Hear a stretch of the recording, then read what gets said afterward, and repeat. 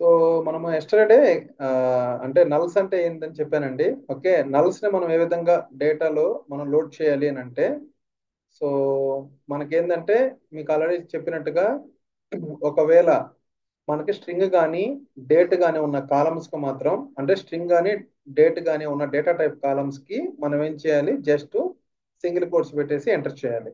Okay, అదే విధంగా if it is ఇంట్ గాని అయితే ఏంటంటే ఆ కాలమ్స్ కి జస్ట్ మనం స్పెసిఫై చేయాల్సింది ఏంటంటే నల్ అని స్పెసిఫై చేయాలి. ఓకే, సో ఇట్లాగనమాట. So insert into your table name. Okay, so customers అంటే ఇక్కడ కస్టమర్స్ అనే కదండి, మీకు నచ్చిన టేబుల్, మీకు ఏదైతే టేబుల్ ఉంటుందో ఆ టేబుల్ మీ డేటా లోడ్ చేసుకోవాలి. ఓకే, సో మీ టేబుల్ కి సంబంధించిన కాలమ్స్ అన్ని సీక్వెన్స్ గా రాసుకోవాలి.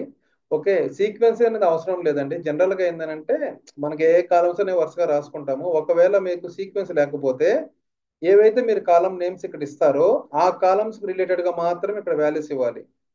అంటే ఫర్ ఎగ్జాంపుల్ నేను ఏమంటున్నానంటే డిస్క్రైబ్ కస్టమర్స్ అని కనుక కొట్టామనుకోండి, మనం ఎంటర్ చేస్తే మనకి ఏం రావచ్చు maybe. Okay, so for example name అనేది ఫస్ట్ కాలం వచ్చి, ఏజ్ అనేది సెకండ్ కాలం వచ్చి, థర్డ్ కాలం ఐడి వచ్చింది అనుకోండి. ఓకే, కానీ మనము రాసే ఇన్సర్ట్ కమాండ్ లో డిఫరెంట్ గా అంటే ఆర్డర్ మార్చాం కదా ఇక్కడ.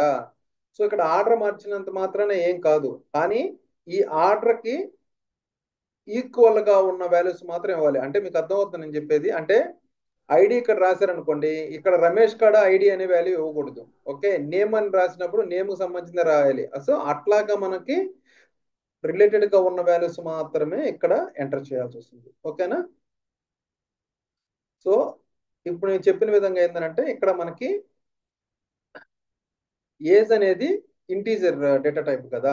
సో దానికి మనం ఏం చేస్తున్నామంటే ఎన్యుఎల్ఎల్ అని చెప్పేసి ఇక్కడ ఎంటర్ చేసాం. అదే విధంగా అడ్రస్ అనేది ఏంటంటే ఇక్కడ అడ్రస్ అనేది జనరల్ గా ఆల్రెడీ మనకి వ్యార్క్యార్, that is string data type అనమాట.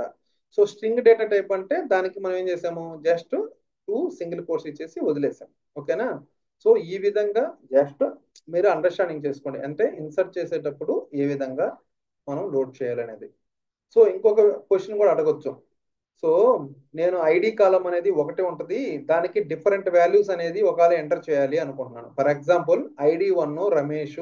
Okay, he is in I mean so some different location. Okay, ID1 Ramesh బదులు Suresh, Suresh is I mean different location. Okay, so అట్లాగా సేమ్ వాల్యూ ఇదే ఉండాలి, కానీ ఫర్ ఎగ్జాంపుల్ ఇక్కడ మనకి హైర్ డేట్ అని ఇచ్చాను కదండి నేను. ఓకే, సో హైర్ డేట్ అనేది ఇక్కడ కాలం ఇచ్చినప్పుడు, ఓకే ఇక్కడ శాలరీ ఇచ్చాను, హైర్ డేట్ అనేది నేను అసలు ఇవ్వలేదు ఇక్కడ. ఓకే, ఇది ఏమైందంటే ఫెయిల్ అయింది జనరల్ గా. ఓకే, ఎందుకనంటే ఇక్కడ 1 2 3 4 5 6 ఉన్నాయి కదా, మొత్తం 6 కి సంబంధించిన వాల్యూస్ మొత్తం ఇవ్వాలన్నమాట ఇక్కడ, అప్పుడు మాత్రమే అది తీసుకుంటది. ఓకే, సో అలా కాకుండా మీరు ఇక్కడ జస్ట్ ఇక్కడ సిస్టెడ్ అని కూడా ఇచ్చుకోవచ్చు అండి. అర్థమవుతుందా నేను చెప్పేది. సిస్ డేట్ అంటే ఏంది, మీ కరెంట్ డేట్ అనమాట. ఓకే, ఒక్కొక్క డేటాబేస్ లో ఒక్కొక్కటి ఉంటుందండి. ఇక్కడ సిస్ డేట్ ఉండొచ్చు, కొన్నిటికేమో కరెంట్ డేట్ అని ఉండొచ్చు. Okay, depends on your database అనమాట. ఇవి లిటిల్ బిట్ ఆఫ్ చేంజెస్ అవుతా ఉంటాయి అనమాట. అర్థమవుతుంది నేను చెప్పింది. ఓకే, సో అదే విధంగా నాకు సిస్ డేట్ అనేది కూడా ఇట్లాగా కాకుండా నేను ఏదో ఒక డేట్ ఇవ్వాలనుకుంటున్నాను, ఆ డేట్ కి ప్రతిసారి ఇదే వాల్యూ ఉండాలి అనుకుంటున్నాను. ఫర్ ఎగ్జాంపుల్ నా క్రియేషన్ డేటు వాళ్ళు ఎప్పుడైనా జాయిన్ అయ్యండి, ఫర్ ఎగ్జాంపుల్ మంత్లు ఎప్పుడైనా జాయిన్ అయితే నాకు వాళ్ళ డేట్ వచ్చేసి 01. Okay, for example this month ఏముంది, జూలై కదా, July. Okay, for example 2024. Okay, so ఈ విధంగా మనకి ఫర్ ఎగ్జాంపుల్ ఇప్పుడు నేను డేటా లోడ్ చేసేటప్పుడు ఒక 3 4 రికార్డ్స్ కి ఇట్లాగనే నాకు జస్ట్ ఏంటంటే 1 అనేది సేమ్ వాల్యూ ఉండాలి, అదే విధంగా హైర్ డేట్ అనేది సేమ్ వాల్యూ ఉండాలి అన్నప్పుడు, అంటే మనం ఇన్సర్ట్ కమెంట్స్ రాసేటప్పుడు అనుకోండి, for example each and every time మనము ఏం చేయాలి, ఇట్లానే రాసుకుంటా పోవాలి. ఏమని, insert into customers ID1 Ramesh బదులు సురేష్, అండ్ అతని ఏజ్, తర్వాత అడ్రస్, తర్వాత అతని శాలరీ, అతని హైర్ డేటు. సో ఇలా మనము కాపీ పేస్ట్ చేసుకుంటూ వెళ్ళాలి. అలా కాకుండా సో రిపీటెడ్ గా మనము ఇన్సర్ట్ చేసుకోవాలనుకుంటే మనకి ఇక్కడ ఏంటంటే యాంపర్సెంట్ అండ్ డబుల్ యాంపర్సెంట్ అనేది వచ్చిందనమాట. ఓకేనా. సో ఇక్కడ యాంపర్సెంట్ అంటే ఏంది, డబుల్ యాంపర్సెంట్ అంటే ఏంటంటే ఇన్సర్ట్ కమాండ్ లో ఇప్పుడు ఫర్ ఎగ్జాంపుల్ ఇక్కడ గమనించారంటే మీరు insert into customers values ampersand of ID. Okay, and single quotes లో యాంపర్సెంట్ ఆఫ్ నేమ్, ఇట్లాగా నేర్చుకుంటా వెళ్ళానండి. ఇక్కడ మీరు గమనించాల్సింది ఇక్కడ కూడా చూడండి, ఎక్కడైతే మనకి స్ట్రింగ్స్ ఉన్నాయో దానికి మాత్రము మనము సింగిల్ కోర్స్ లో ఇచ్చాము. Okay, so just integer types ఉన్నాయన్నీ మాత్రము మనము without integers and without double single quotes తో ఇచ్చాము. ఓకేనా? సో ఇక్కడ ఒకటి గుర్తుపెట్టుకోవాలి ఏంటంటే డేటా అనేది ఇన్సర్ట్ అయితే once data is inserted once data is then ampersand values are vanished. Okay, vanished అంటే తెలుసు కదా, అంటే ఎరైజ్ అయిపోతాయి అన్నమాట. ఓకే, సో అలా కాకుండా వన్స్ డేటా అనేది ఎన్సెట్ గానే అయితే దెన్ ఏమవుతుందండి, ఇది యాంపర్సెంట్ వాల్యూస్ అనేది వానిష్ అవుతుంది. ఏంది వానిష్ ఆర్ ఎరైజ్డ్. ఓకే, సో అలా కాకుండా ఇప్పుడు ఫర్ ఎగ్జాంపుల్ దెన్ అని రాసేసి నేను డబుల్ యాంపర్సెంట్ అంటే దీని మీనింగ్ ఏంటంటే దీని వాల్యూస్ ఆర్ నాట్ వానిష్డ్. అర్థమవుతుందా? అంటే ఇక్కడ నేను చెప్తాను ఎగ్జాంపుల్స్. ఇక్కడ మీరు ఏం చేస్తారంటే insert into customer. Okay, that is the table name. Okay, ఇక్కడ వాల్యూస్ అని చెప్పేసి ఆ కాలం సంబంధించిన అన్ని యాంపర్సెంట్ అన్ని ఇట్లా ఇచ్చారనుకోండి, మీరు జస్ట్ ఎంటర్ చేస్తే ఇది అడుగుద్ది అనమాట. ఏమని? Value for ID. ఏం వాల్యూ మీరు ఎంటర్ చేయాలనుకుంటారు ఎంటర్ చేస్తారు. అదే వాల్యూ ఫర్ నేమ్ అని చెప్పేసి ఏది రాజాను. Okay, value for age, value for address, ఎట్లాగా శాలరీ అని చెప్పి ఎంటర్ చేసి మళ్ళీ ఎంటర్ చేయడంతోనే ఇది మళ్ళీ అగైన్ ఈ వాల్యూస్ అన్ని అడుగుద్ది. Value for ID, value for name అని ఇట్లాగా అడుగుతానే మీరు ఎంటర్ చేస్తా వెళ్తా వస్తుంది. ఓకే, కానీ మన రిక్వైర్మెంట్ అది కాదు కదా. మన రిక్వైర్మెంట్ ఏంటిది? ఐడి అనేది కాన్స్టెంట్ గా ఉండాలి. Okay, and address also, for example address also. Okay, ఒకవేళ అడ్రస్ కూడా ఏంటంటే మనకి ఒకసారి అంటే కాకుండా మార్చాలి కాబట్టి ఇక్కడ శాలరీ అనేది ఇక్కడ. కానీ ఇక్కడ మన రిక్వైర్మెంట్ ఏంటండి, హైర్ డేట్ అనేది మనకి రావాలి, అంతే కదా. సో హైర్ డేట్ అనేది మారకూడదు. ఓకే, సో ఇక్కడ మనకి హైర్ డేట్ ఇక్కడ కూడా ఇద్దాం.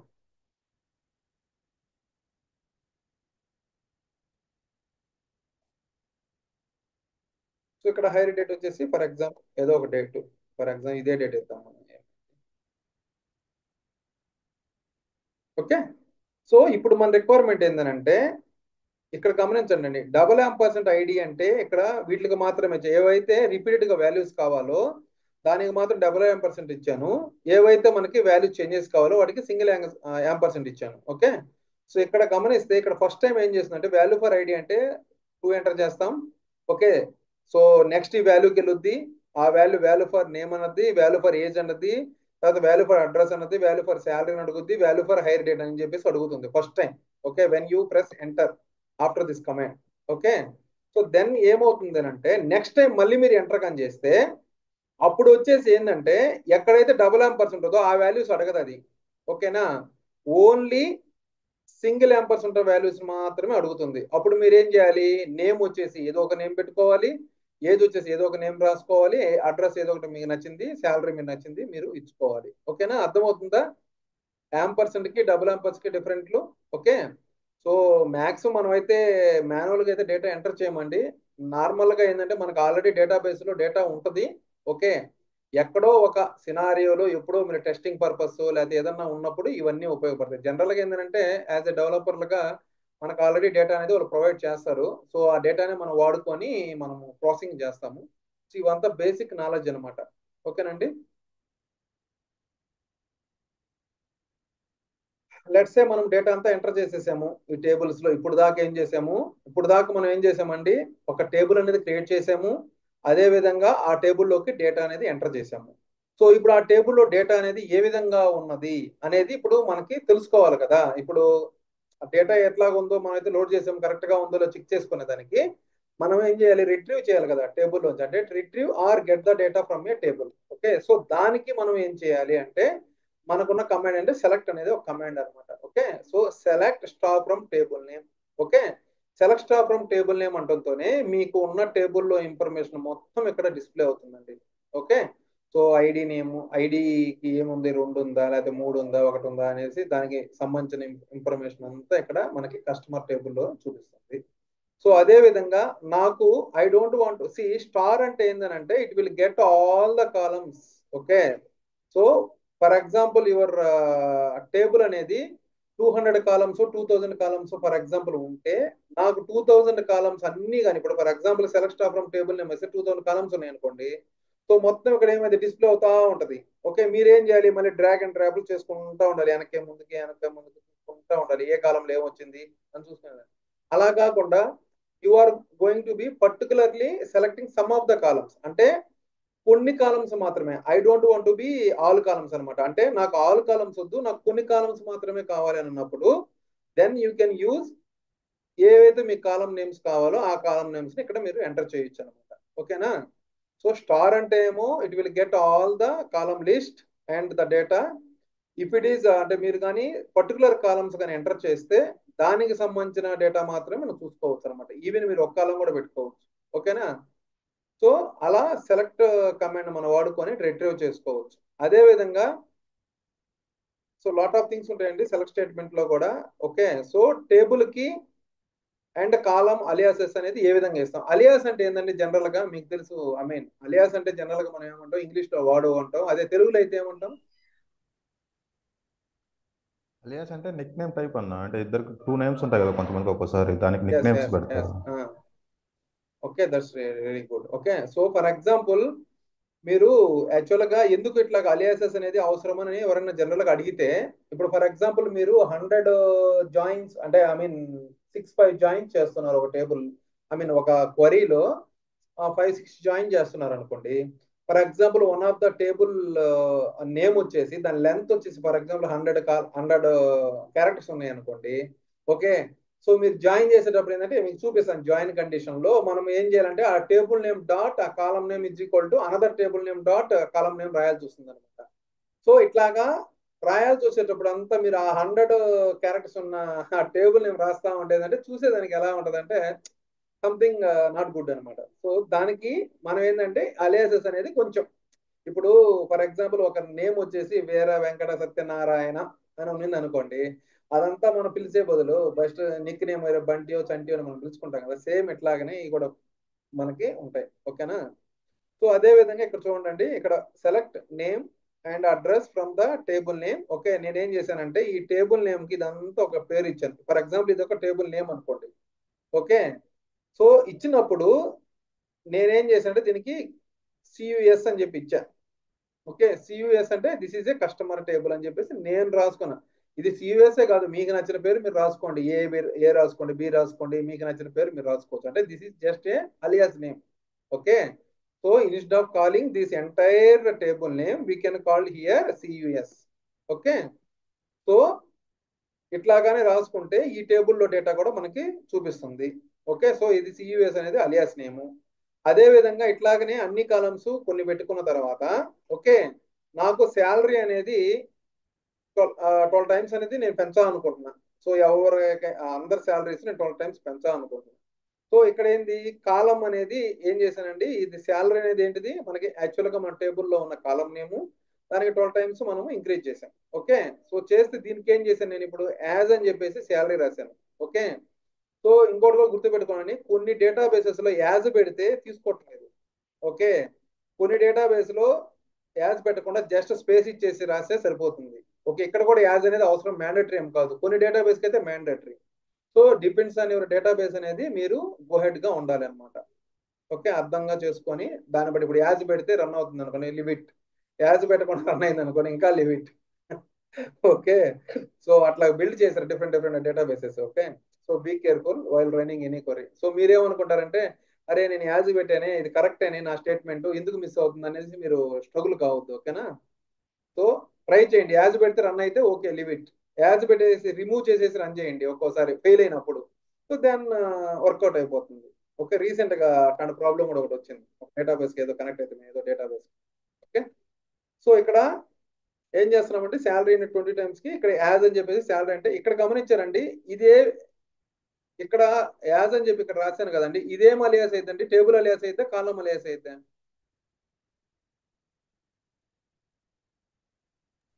కాలం అన్న. కాలం అలియాస్. ఓకే, హ్మ్. సో దీన్ని ఏమంటారు అంటే కాలం అలియాస్ అంటారు, దీన్ని వచ్చేసి ఏమంటారంటే టేబుల్ అలియాస్ అంటారు. టేబుల్ పక్కన రాస్తే, సో ఎప్పుడైనా గుర్తుపెట్టుకున్నామా మనకి ఫ్రమ్ క్లాస్ తర్వాతనే మన టేబుల్ నేమ్ అనేది రాస్తారు. ఎందుకని ముందే రాసుకోకూడదు అని అడిగితే నేను దానికి కూడా చెప్తాను. ఒక 2 నిమిషాలు ఆగితే మనకి క్లాసెస్ ఉంటాయి అనమాట. ఫ్రమ్ క్లాసెస్ అని, వేర్ క్లాసెస్ అని ఇవన్నీ. సో దాని ఒక ఆర్డర్ని బట్టేసి మనం అది ఎగ్జిక్యూషన్ జరుగుతుంది అనమాట. దానికోసమే ఇవంతా స్టోరీ ఉంటుంది. ఆ స్టోరీ మళ్ళీ మీకు చెప్తాను. జస్ట్ ఇక్కడ అండర్స్టాండింగ్ చేసుకోండి. ఓకే. సో అదే విధంగా ఇక్కడ చూడండి, ఇందాక నేను చెప్పాను కదా సింపుల్ గా. ఇక్కడ చూడండి, నేను 2 టేబుల్ జాయిన్ చేస్తున్నాను ఇక్కడ. ఓకే, సేమ్ ఇదే రాశాను. ID, name, age, address. Okay, addresses అని చెప్పేదాన్ని నేనేం చేశాను, ఏడిఆర్ అని రాశాను. ఓకే. సో శాలరీ ఇంటూ 12 అని చెప్పేసి యాజ్ అని శాలరీ అని రాసుకున్నాను. ఓకే, ఇక్కడ చూసారా, ఇక్కడేమో యాజ్ ఇచ్చాను, ఇక్కడేమో యాజ్ కూడా ఇవ్వలేదు. సో అది నా ఇష్టం. ఓకే, ఒక్కో డేటాబేస్ అనేది ఏదైనా యాక్సెప్ట్ చేస్తుంది. ఇచ్చినా యాక్సెప్ట్ చేస్తుంది, ఇవ్వకపోయినా యాక్సెప్ట్ చేస్తుంది. Okay. So from table name అని చెప్పేసి కస్టమ్ సియుఎస్ అని రాశాను. ఇదేమో డిపిటి అనేది టేబుల్ నేమ్ డిటి అని రాశాను. ఓకే, వేర్ రాసి క్లాసులో. ఓకే, ఇక్కడ గమనించానండి, వేర్ క్లాస్ లో నేనేం రాశానండి, ఇక్కడ customers dot salary into 12 is greater than 2000 and DT dot ID is equal 20 అని రాశాను. ఓకే. సో మీరు ఇప్పుడు నాకు సింపుల్ క్వశ్చన్ అడగాల్సింది ఏంటంటే, ఇక్కడ ఆల్రెడీ ఎస్ఏఎల్ శాలరీ రాశాను కదా. ఓకే. సో నేనేం చేస్తానంటే, సో మీకోసం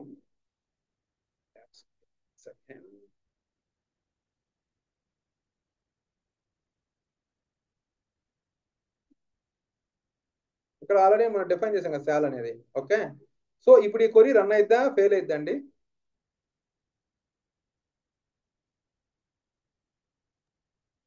జస్ట్ అజంప్షన్. వ్యాలిడా ఇన్వాలిడా? Just guess. వ్యాలిడే రావాలండి. వ్యాలిడ్. నాకు తెలిసేది ఇది ఇన్వాలిడ్. ఓకే. ఓకే. ఓకే, అందుకే ఇవి చూసేదానికి ఏమి ఈజీగా ఉంటాయి. అదే కాన్సెప్ట్ కొంత నీట్ గా అర్థం చేసుకోండి. Okay, valid, this is valid. Okay. So ఎందుకనంటే ఇక్కడ గుర్తుపెట్టుకోండి, టేబుల్ అలియాస్ అనేది మనము ఎక్కడైనా రాసుకోవచ్చు. ఓకే, టేబుల్ అలియాస్ అనేది ఎక్కడైనా రాయొచ్చు. కానీ కాలం అలియాసెస్ మాత్రం ఒక ఆర్డర్ బై క్లాస్ లో తప్ప.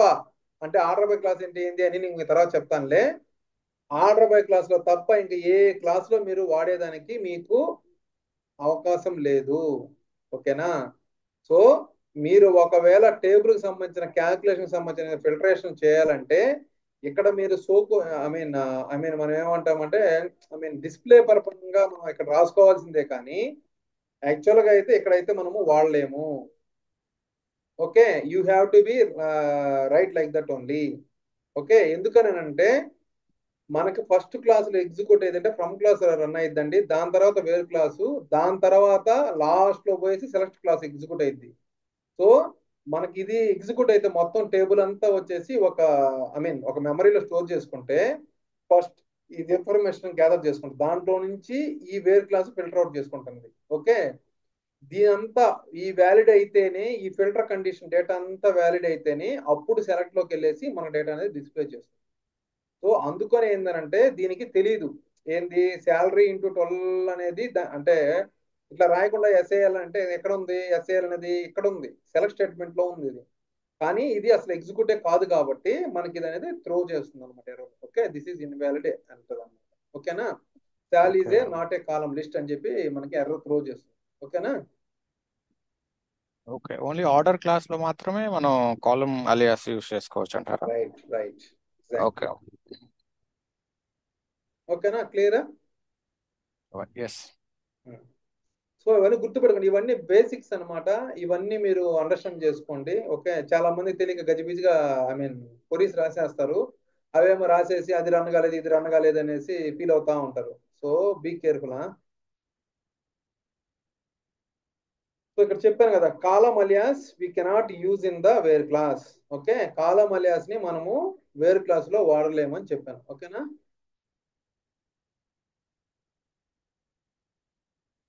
ఓకే, నెక్స్ట్ మనకి ఇప్పుడు దాకా ఏం చేశానంటే నేను ఇవన్నీ ఇంటీజర్స్. ఓకే, ఇంటీజర్స్ కంటే మనం ఫిల్టర్ అవుట్ చేసేటప్పుడు ఓకే ఇక్కడ గమనించారు కదా, నేను ఎక్కడ సింగిల్ కోట్స్ కూడా ఇవ్వలేదు. మీరు గమనించారు కదండి. ఓకే, ఇక్కడ ఎక్కడ సింగిల్ కోట్స్. కానీ ఇక్కడ అడ్రస్ అని చెప్పేసి మన టేబుల్లో నుంచి అహ్మదాబాద్ అని చెప్పేసి మనం ఫిల్టర్ అవుట్ చేసేటప్పుడు కంపల్సరీగా సింగిల్ కోట్స్ ఇవ్వాలి. ఎలా అయితే మనం డేటా ఎంటర్ చేసేటప్పుడు టేబుల్లోకి మనము సింగిల్ కోట్లు ఇస్తున్నాము క్యారెక్టర్ దానికి. సో అది అది అంటే ఎలా అంటే మనం ఎలా చెప్పాలి, ఇది సింగిల్ కోట్స్ లో ఇస్తే స్ట్రింగ్ యాక్సెప్ట్ చేస్తుంది. ఓకేనా? స్ట్రింగ్ కి డేట్స్ కి డేట్, ఓకే గుర్తుపెట్టుకోండి, స్ట్రింగ్ కి డేట్ కి. ఓకేనా? సేమ్ ఇక్కడ కూడా అంతే కదా, మనం ఇన్సర్ట్ చేసేటప్పుడు కానీ, అప్డేట్ చేసేటప్పుడు కానీ, లేకపోతే ఫెచ్చింగ్ చేసేటప్పుడు కానీ, ఎప్పుడైనా సరే స్ట్రింగ్ కి గుర్తుపెట్టుకోండి, స్ట్రింగ్ కి సింగిల్ కోట్స్ లో ఇవ్వాలి.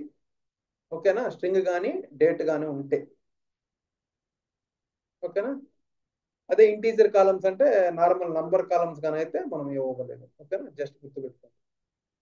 సో అదే విధంగా మ్, నాకు ఒక టేబుల్లో, మనం ఈ టేబుల్లో శాలరీ అనేది 2000 కంటే ఎక్కువ, 5000 కంటే 5000కి కంటే తక్కువ ఉన్న శాలరీస్ లిస్ట్ కావాలంటే మనం ఏం చేయొచ్చు అంటే ఎండ్ కండిషన్ పెట్టుకొని ఇట్లా రాసుకోవచ్చు. లేదా అంటే బెట్వీన్ అనే ఆపరేటర్ అనేది ఇంకొకటి ఉందన్నమాట మనకి. ఓకే, సో ఈ బెట్వీన్ ఆపరేటర్ కూడా ఎట్లాగ వాడతారని మనం చూసుకుందాం. Okay, between and not between. ఓకేనా? ఇంతవరకు క్లియర్ కదా? Yes sir. So next, so నాకు శాలరీ ఇక్కడ ఇప్పుడే చెప్పాను కదా, 2000కి అండ్ 5000కి ఉన్న శాలరీస్ ఉన్న వాళ్ళందరూ నాకు లిస్ట్ కావాలని అంటే నాకు 2000కి అండ్ 5000కి ఉన్న బిట్వీన్ శాలరీస్ ఎవరైతే ఉంటాయో వాళ్ళందరూ నాకు కావాలంటే నేను జస్ట్ వేరే శాలరీ, ఓకే బిట్వీన్ 2000 అండ్ 5000 అంటే 2000 నుంచి 5000 ఉన్న రికార్డ్స్ అన్ని వస్తాయి. ఓకే, సో అదే విధంగా బిట్వీన్ అని చెప్పేసి ఇదేమో upper limit and this is a lower limit కదా. సో ఇప్పుడు కూడా ఏంటంటే బిట్వీన్ రాసుకునేటప్పుడు జనరల్ గా యాజ్ ఏ ఐ మీన్ మామూలుగా లాజికల్ గా ఏంటంటే మనం ఎప్పుడు కూడా లోయర్ లిమిట్ రాసి తర్వాత అప్పర్ లిమిట్ రాయడం correct way. Okay, of course మనం ఇలా కూడా రాస్తారు కొన్నిసార్లు, కొన్ని డేటాబేస్లు అయితే వర్కౌట్ అవుతున్నాయి, కొన్ని డేటాబేస్లు అయితే వర్కౌట్ కావట్లేదు.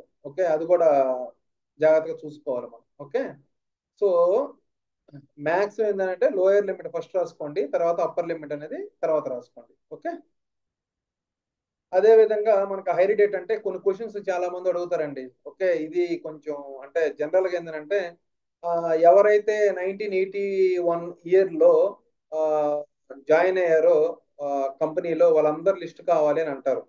అంటే సింపుల్ గా నేను క్వశ్చన్ అడుగుతాను అంటే నాకు ఈ కస్టమర్ టేబుల్లో ఓకే ఎవరైతే ఐ మీన్ 81 లో జాయిన్ అయ్యారో వాళ్ళ లిస్ట్ అంతా కావాలి అంటాను. సో అప్పుడు మీరు ఏం చేస్తారండి అంటే జస్ట్ ఇది సింపుల్, మల్టిపుల్ వేస్ ఉంటాయమ్మా కొరీస్ రాయడానికి. నేను ఇదే చెప్పాను, ఇదే కరెక్ట్ అనుకోబాకండి. ఓకే, మల్టిపుల్ వేస్ ఉంటాయి. ఓకే, మనకి లైక్ ఆపరేటర్ వాడుకోవచ్చు, తర్వాత వచ్చేసి ఐ మీన్ ఇంకా చాలా ఉంటాయి వేస్. ఓకే, డిఫరెంట్ డిఫరెంట్ వేస్ ఉంటాయి అనమాట. అంటే ఈ ఐ మీన్ ఫ్రమ్ డేట్ లో నుంచి ఆ ఇయర్ తీసుకోవచ్చు. ఓకే, సో అలాగా మల్టిపుల్ ఉంటాయి అనమాట. సో అట్లాగేం కాకుండా నేను సింపుల్ గా మీకు అర్థమయ్యడానికి ఏం చేశానంటే, మీకు తెలుసు కదా 1981 అంటే 01/01 1981 అంటే ఇది start date, this is our end date 31st 12th December. Okay, 1981 అంటే సో ఎంటైర్ ఇయర్ లో ఎవరైతే మనకి జాయిన్ అయ్యారో వాళ్ళందరి ఇన్ఫర్మేషన్ అయితే మనకు వస్తుంది. ఓకేనా? సో అదే విధంగా నాకు ఐడి అనేది 10 ఉండాలి, వాళ్ళ శాలరీ వచ్చేసి 2000 ఉండాలి అనుకున్నప్పుడు ఎండ్ రాయాలి. గుర్తుపెట్టుకోండి, ఎండ్ ఆర్ ఆపరేటర్స్ కూడా చాలా వాల్యుబుల్ అమ్మా, అర్థం చేసుకోండి. ఓకే, నాకు నేను అడిగే క్వశ్చన్ మీరు అర్థం చేసుకోండి. నేను ఇప్పుడు ఒక క్వశ్చన్ అడుగుతాను, దానికి ఆర్ రాయాలా ఎండ్ రాయాలా అనేది మీరు ఇప్పుడు నాకు చెప్పాలి. ఓకే, సో నేనేమంటున్నానంటే నాకు ఒక టేబుల్లో ఐడి వాల్యూ అనేది 10 ఉండాలి అండ్ శాలరీ 2000 ఉన్న రికార్డ్స్ మాత్రమే కావాలి నాకు. అంటే మీరు ఆర్ రాస్తారా ఎండ్ రాస్తారా? అండ్ అండ్ రాస్తా ఉన్నా. ఆ, అదే అదే క్వశ్చన్ నేను ఎట్లా అడుగుతున్నా అంటే ఐడి 10 ఉండాలి, 10 అయినా ఉండొచ్చు, లేకపోతే శాలరీ అనేది 2000 అయినా ఉండొచ్చు, అంటే 2000 అయినా ఉండొచ్చు. అప్పుడు ఆ రెండిట్లో ఏదైనా ఆర్ ఒకటి ఉండొచ్చు, ఆర్ రాస్తా ఉన్నా. అప్పుడు ఆర్ రాస్తాం. అర్థమవుతుందా మీకు? కాన్సెప్ట్ అర్థం చేసుకోండి అర్థం ఇక్కడ. అర్థమైందన్న. ఆర్ అండ్ కి అండ్ కండిషన్ అండ్ కండిషన్ అంటే మనం చెప్పే టూ కండిషన్స్ కూడా అక్కడ ట్రూ అయి ఉండాలా. ఎగ్జాక్ట్లీ ఉమ్. అది. ఆర్ అంటే ఒక కండిషన్ ట్రూ అయితే ఏదైనా చాలు. ఒక కండిషన్ ఎలిజిబుల్ అయితే సరిపోతుంది.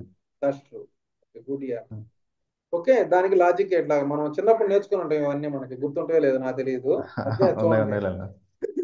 0 0. ఓకే, 0 అండ్ 0 అంటే జీరోనే వస్తుంది ఇది, ఎందుకంటే ఇది అసలు మ్యాచింగ్ కాదు కాబట్టి 1 0. ఓకే, దీనికి కూడా జీరోనే వస్తుంది. 0 అండ్ 1 అంటే జీరోనే వస్తుంది. రెండు అంటే 1 అంటే మ్యాచింగ్ మ్యాచింగ్ అయితేనే ఇది వస్తుంది. సేమ్ ఆర్లో ఏంటంటే 0 0 తప్ప మిగతా అన్నిటికీ వచ్చేస్తుంది. అంతే కదా, రెండు మ్యాచింగ్ అయినా వస్తుంది, ఒకటి మ్యాచ్ అయ్యి ఒకటి మ్యాచింగ్ కాకపోయినా వస్తుంది. ఓకే, ఎట్లాగైనా ఒకటే, అది మ్యాచ్ ఇది మ్యాచ్ కాకపోయినా వస్తుంది, ఇది మ్యాచ్ అది మ్యాచ్ కాకపోయినా వస్తుంది. ఓకేనా, క్లియర్ కదా అది? ఓకేనా? Yeah bro.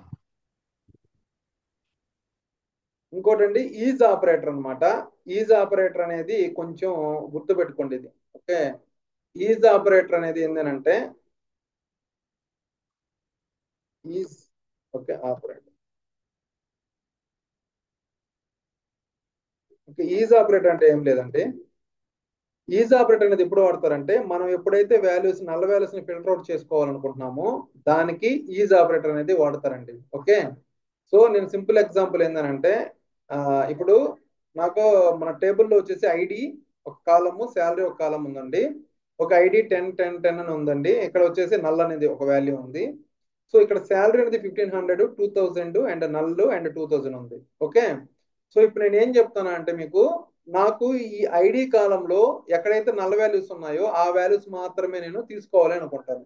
ఓకే, సో మనం ఏ కండిషన్ రాస్తాం జనరల్ గా, ఏ కండిషన్ రాస్తామండి? నేనేమి ఇది రాంగ్ అని రాదు, ఐడి ఈజ్ ఎందుకు ఈక్వల్ రాశాను నన్. నాకు తెలియటంలా. ఐడి ఈజ్ ఈక్వల్ నల్ అని రాస్తాం. ఇది వ్యాలిడ్ అని అంటారా? ఓకే. మీ ప్రకారం లైక్ ఈజ్ ఆపరేటర్ యూజ్ ప్రకారంగా అది ఇన్వాలిడ్, సో ఆ, రాంగ్. ఓకే, అదే ముందు రాయకూడదు, బై మిస్టేక్ ఏదో రాసేసాను ఇవన్నీ. ఓకే, సో మీరు అర్థం చేసుకోండి ఇక్కడ ఐడి ఈజ్ ఈక్వల్ నల్ అంటే మీకు ఆల్రెడీ చెప్పాను. నల్ వాల్యూ అంటే ఏంటండి? నల్ అంటేనే అదొక ఇన్వాలిడా లేకపోతే ఒక అదేంటి మనం నల్ అంటే మనం చెప్పలేము అనమాట దానికి.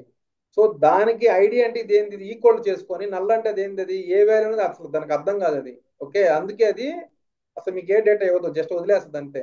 ఓకే, కానీ మీకు రిక్వైర్మెంట్ ఏంది, ఎవరైతే ఐడి కాలంలో నల్ ఉందో ఆ రికార్డు మాత్రమే మీకు కావాలన్నప్పుడు చూడాలి అంటే అప్పుడు మీకు ఈ రికార్డు మాత్రం డిస్ప్లే అయింది.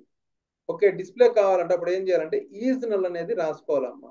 ఓకేనా, ఈజ్ అనేది అందుకు నేను చెప్పింది. ఈజ్ అనేది ఎప్పుడు వాడతారు, మీరు నల్ల వాల్యూస్ ని ఫెచ్ చేయాలి చూడాలి అనుకుంటే మాత్రం ఈజ్ అనే ఆపరేటర్ ని వాడుకోవాలి. ఓకే, ఇది ఒకటి గుర్తుపెట్టుకోండి. ఓకేనా, అదే విధంగా ఈజ్ నాట్ నల్.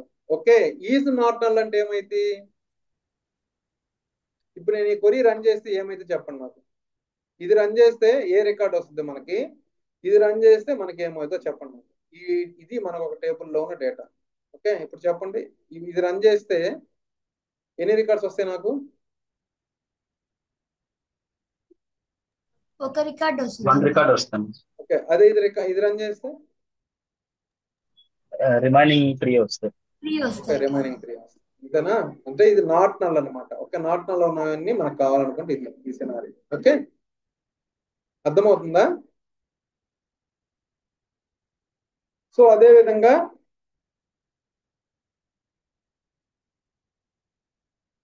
ఇప్పుడు నాకు ఒక వాల్యూస్ వచ్చేసి నా టేబుల్లో ఐడి అనే కాలంలో 10 20 30 40 60 70 అట్లాగా 1000 ఉన్నాయండి.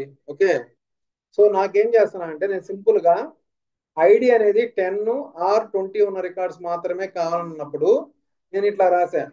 ఓకే, ఫర్ ఎగ్జాంపుల్ నాకు ఒక 10 అంటే మల్టిపుల్ వాల్యూస్ ని నేను ఫిల్టర్ అవుట్ చేసుకోవాలంటే నాకేం కావాలంటే ఐడి వాల్యూ అంటే 10 ఒకటి కావాలి, 40 ఒకటి కావాలి, అదేవిధంగా 70 ఒకటి కావాలి, 80 ఒకటి, 90 ఒకటి, తర్వాత 110 110 120 అట్లాగా ఏ కొన్ని వాల్యూస్ నేను చూడాలనుకుంటున్నాను. సో మల్టిపుల్ లో ఆర్ కండిషన్స్ పెట్టి రాయాలనుకుంటున్నాను. సో ఇప్పుడు ఒకవేళ నేను 10 రాయాలంటే ఎట్లా రాసుకోవద్దు, where is equal to ID is equal to 10 or ID is equal 20 or ID is equal 30 40 50 60 70 ఎట్లాగా మనం రాసుకుంటా వెళ్ళాలి. ఓకే, కానీ అది లేకుండా మనకి ఏంటంటే ఆర్ కండిషన్ ఉన్నప్పుడు, ఓకే ఆర్ కండిషన్ ఉన్నప్పుడు మల్టిపుల్ ఆర్ కండిషన్స్ ఉన్నప్పుడు వాటన్నిటిని కంబైన్డ్ గా ఒకటే దాంట్లో రాసుకునే దానికే మనకి ఇన్ ఆపరేటర్ వాడతారు. ఓకేనా, సో ఇన్ ఆపరేటర్ అనేది గుర్తుపెట్టుకోండి. ఇన్ ఆపరేటర్ అనేది ఎప్పుడు వాడతారు, మనం మల్టిపుల్ ఆర్ కండిషన్స్ ఉన్నప్పుడు ఏంటంటే అన్నింటిని కంబైన్ చేసి ఒక దాంట్లో రాసుకోవచ్చు. ఎలా అంటే చూడండి ఇక్కడ. Okay, select star from table, I mean that is table name, that is customer table, where ID in. Okay, ID in అని చెప్పేసి 10, 20. ఓకే, ఇక్కడ ఏం చేసాము ఇందాక, ID is equal 10 or ID is equal 20. ఇక్కడ ఇదే కమాండ్, ఇదే క్వరీని మనం ఈ విధంగా రాస్తే సేమ్ రిజల్ట్ ఇస్తుంది. ఓకే, సో ఇక్కడ మీరు ఏం చేయొచ్చు, ఇప్పుడు ఫర్ ఎగ్జాంపుల్ నేను అడిగినట్లుగా 40 రాసుకోవచ్చు, 80 రాసుకోవచ్చు, అదే 120 రాయొచ్చు, లేదంటే 1000 రాసుకోవచ్చు. మీకు నచ్చింది మీరు రాసుకోండి, ఇంకా మీ ఇష్టం అది. అర్థమవుతుందని నేను చెప్పేది. మల్టిపుల్ వాల్యూస్ ని మనము ఫిల్టర్ అవుట్ చేసుకునే దానికి ఇన్ని కండిషన్ లో మనం వాడుకోవచ్చు. అంటే ఈ దాంట్లో ఏ వాల్యూస్ వచ్చినా కానీ అది మనకి డిస్ప్లే చేస్తుంది. అర్థమవుతుందా? అట్లా కాకుండా నాకు ఈ మొత్తం వాల్యూస్ అన్ని డిస్ప్లే చేయాలి. ఓకే, కానీ 10, 20 తప్ప నాకు రిమైనింగ్ వాల్యూస్ అన్ని డిస్ప్లే చేయాలంటే నాట్ ఇన్ కండిషన్. అర్థమవుతుందా?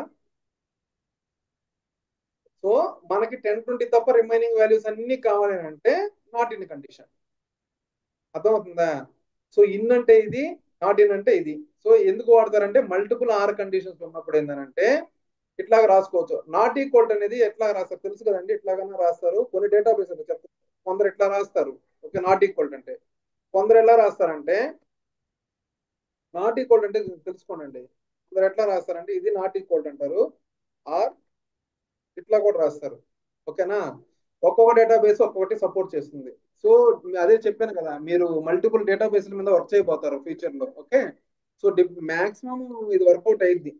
ఎక్స్పెరిమెంటల్ సింపుల్ అనేది కంపల్సరీగా వర్కౌట్ అయ్యిద్ది. లీస్ట్ కేసులో వర్స్ట్ లో వచ్చేసి ఇది ట్రై చేయండి. ఓకేనా, not in condition, not condition. ఓకేనా బాస్, అర్థమవుతుందా? Yeah bro. సో ఇంకేమన్నా క్వశ్చన్స్ ఉన్నాయా నో ఫ్రమ్ మై సైడ్. ఎవరికైనా?